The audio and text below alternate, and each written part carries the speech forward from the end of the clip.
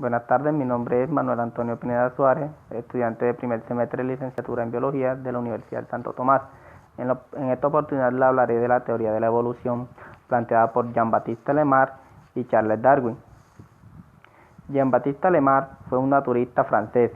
Fue el primero en creer en la evolución. Su primera obra se llama La Flora Francesa, que fue publicada en 1778.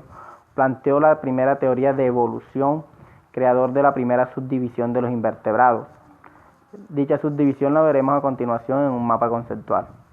Para Lemaitre, subdividir los invertebrados se dio a la tarea de organizarlos en 4 grupos, en los cuales para hacer cuya división Lemaitre se basó en las características de cada uno de estos. Por ejemplo, si vemos el grupo de los arácnidos, estos son en su totalidad terrestres.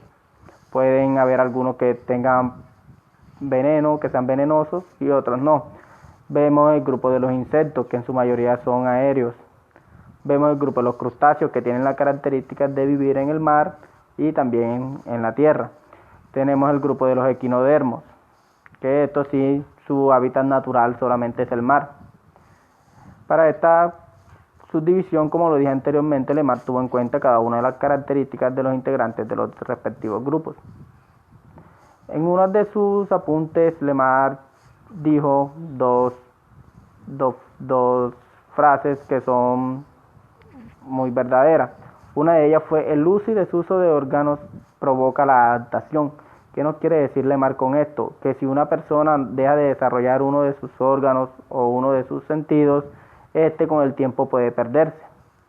Por ejemplo, una persona que no utilice uno de sus ojos, con el tiempo dejará de ver.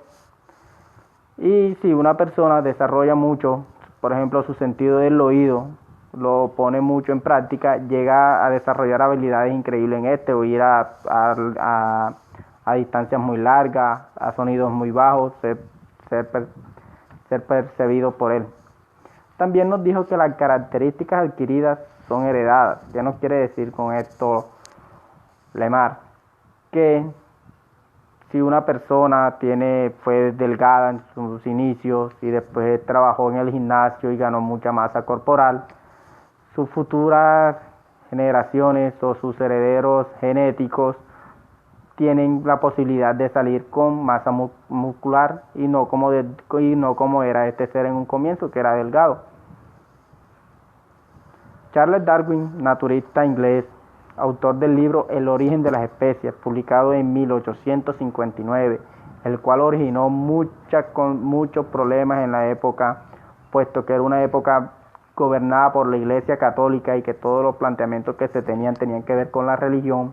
Él llegó con su libro a decir que el hombre no fue creado como un ser divino por Dios, sino que es un proceso de evolución que data desde mucho tiempo atrás, que comenzó como un organismo muy pequeño y fue evolucionando hasta el hombre que tenemos hoy en día.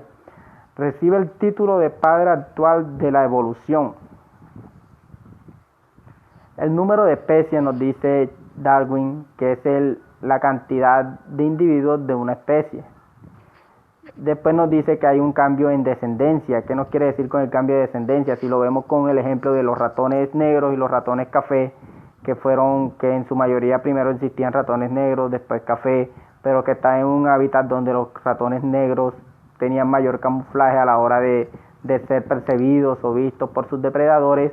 Estos fueron ganando población, en cambio que los ratones café, al ser más vistos por sus depredadores, fueron disminuyendo su población hasta así llegar a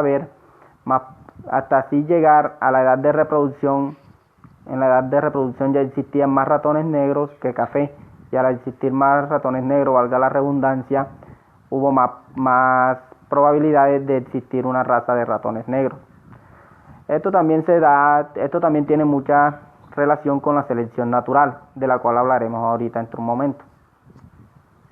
Darwin planteó que los organismos se modifican con el paso del tiempo. Esto se debe a un proceso llamado selección natural.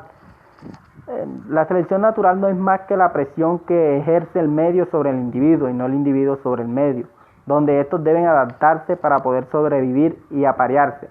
A continuación veremos un ejemplo de selección natural. En el ejemplo de selección natural les traigo un ejemplo que es muy común encontrarlo en internet, pues un ejemplo muy claro que nos aclara muchas dudas, nos, nos permite entender en qué consiste la selección natural. Pues dicho ejemplo es el siguiente. En un principio existían tres tipos de jirafas: jirafas de cuello corto, jirafas de cuello mediano y jirafas de cuello largo. Al, al ir desapareciendo los árboles pequeños, fue necesario que las jirafas comenzaran a comer de los árboles grandes, donde la facilidad para esta actividad la tenían las jirafas de cuello largo. Y las jirafas de cuello corto fueron muriéndose de hambre, puesto no tenían nada que comer, y así fueron desapareciendo y no alcanzaban a llegar a la edad de reproducción.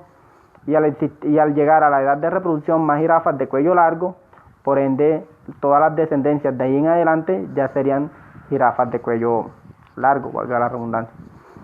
Pues ya con esta diapositiva termino mi trabajo. Pues ya en conclusión, Lemar y Darwin dejaron la base en que está fundamentada la biología, puesto que crearon hipótesis o demostraron muchas hipótesis, dijeron muchos planteamientos que hasta la actualidad no se han podido contradecir, no ha salido nada nuevo que los contradiga. En sí que Darwin y Lemar son los padres de la biología, por decirlo así, porque fueron los primeros que la estudiaron, aclararon todas las dudas, no dejaron cabos sueltos y todo lo explicaron muy bien. Gracias, espero que este video sea de su agrado.